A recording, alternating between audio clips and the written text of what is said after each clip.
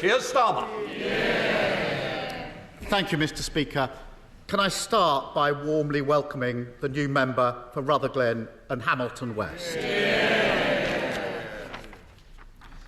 Mr. Speaker, the news last night of hundreds killed at the Baptist Hospital in Gaza is incredibly distressing. But it's much worse for the people of Gaza. Their fear that there's no place of safety is profound. International law must be upheld, and that means hospitals and civilian lives must be protected. Last night, the Foreign Secretary said the UK will work with our allies to find out what has happened. I know this only happened last night, but can the Prime Minister please tell us when he thinks he might be able to update the House on progress with that work?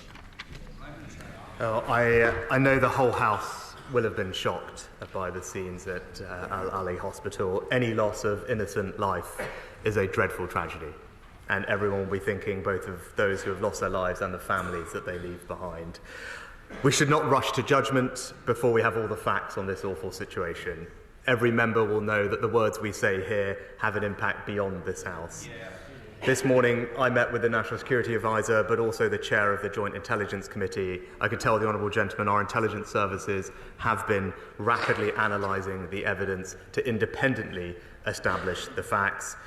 We are not in a position at this point to say more than that, but I can tell him we are working at pace, but also cooperating and collaborating with our allies on this issue as we look to get to the bottom of the situation, and we will also continue all our efforts to get humanitarian aid into the region. Keir Starmer. I thank the Prime Minister for his answer. The terrible news last night came as we are still mourning the terrorist attack on Israel last week. Jews taken hostage, mutilated, slaughtered.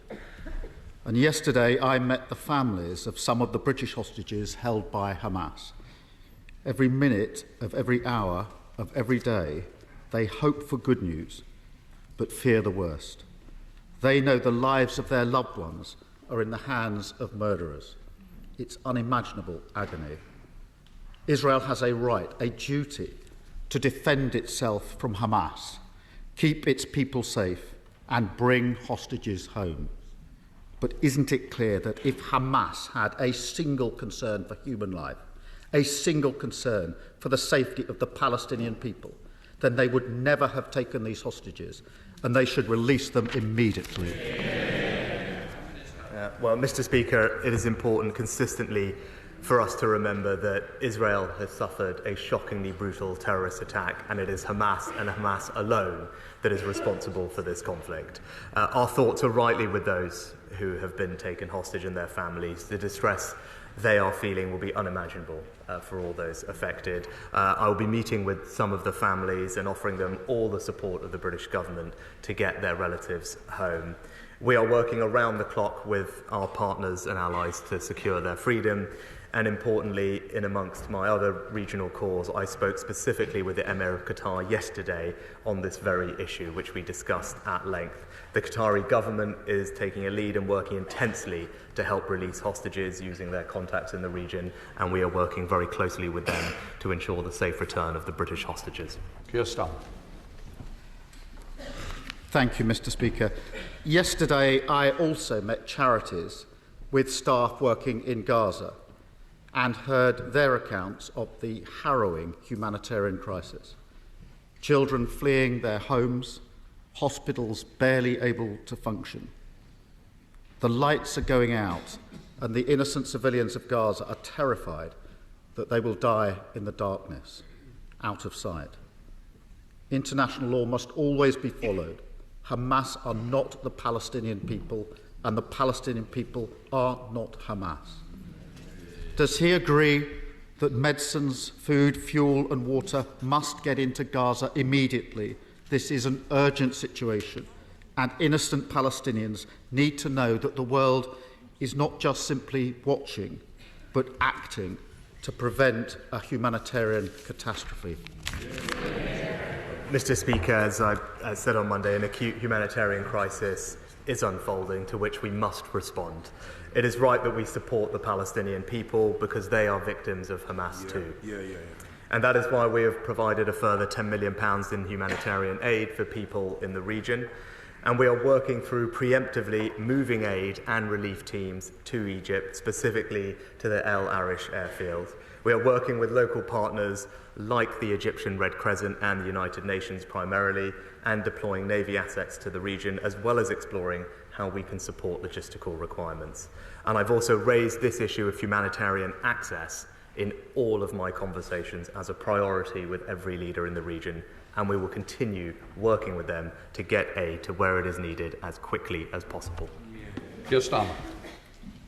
Thank you, Mr. Speaker. As has already been alluded to, since Hamas's terrorist attack, our country has seen a disgusting rise in anti-Semitism. Jewish businesses attacked, Jewish schools marked with red paint, and Jewish families hiding who they are. And we've seen an appalling surge in Islamophobia, racist graffiti, mosques forced to ramp up security, British Muslims and Palestinians spoken to as if they were terrorists.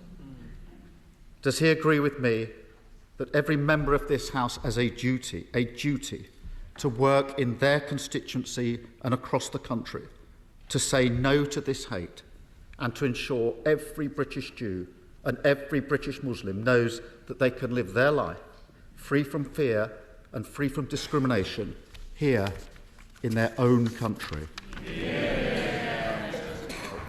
Mr. Speaker, all of us in this House can play our part in stamping out those who seek to cause division and hate in our society. We will make sure that we continue funding, as I said, the Community Security Trust, but also the equivalent protective security grant to protect mosques and other places of worship for the Islamic community in the UK. That funding was increased earlier this year. We will also remain in dialogue with the police to make sure that they are aware of the full tools at their disposal to arrest those who perpetrate hate crimes, incite racial or other religious violence. There is no place for that in our society, and I know this House will stand united in making sure that those who do this face the full force of the law. Yes, sir. Thank you, Mr. Speaker. We do not want this conflict to harm us here at home, and we do not want it to escalate in the Middle East, where there has been too much bloodshed, too much darkness for too long. A two-state solution, a Palestinian state alongside a safe and secure Israel, feels more distant than ever, but it remains the only way through. Does the Prime Minister agree that because hope is at its thinnest, we must work our hardest to ensure the voices of division and despair are sidelined, and that, however difficult it seems, the hope of a political path to peace is maintained? Mr. Speaker, it is precisely because it is that vision of a more hopeful, peaceful future that Hamas tried to destroy that we must redouble our efforts to try and bring that future about. And all our conversations that both myself and the Foreign Secretary have had with regional leaders, we've emphasised our commitment to making sure that we make progress on all the avenues that will lead towards that peaceful future, and that has been a feature of both mine and the Foreign Secretary's dialogue, and I'm confident that there is willingness in the region not to escalate this crisis beyond dealing with Hamas, the terrorist organisation, but also to strive very hard to a future where Palestinians and Israelis can coexist peacefully, side by side, and look forward to a future filled with dignity, security and prosperity. Keir Starmer.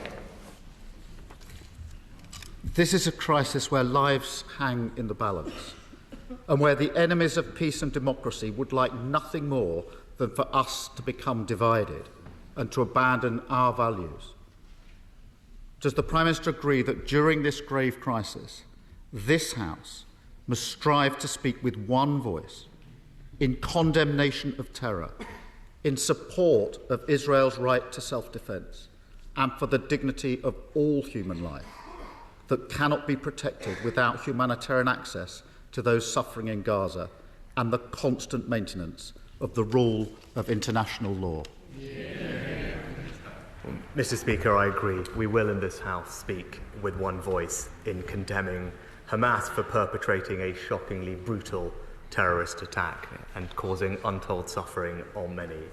And as the Honourable Gentleman said, We stand united in supporting Israel's right to defend itself, to protect its people, and to act against terrorism. Unlike Hamas, the Israeli president has made it very clear that their armed forces will operate in accordance with international law, and we will continue to urge the Israelis to take every precaution to avoid harming civilians, whilst remembering, importantly in this House, that it is Hamas that is cruelly embedding itself in civilian populations.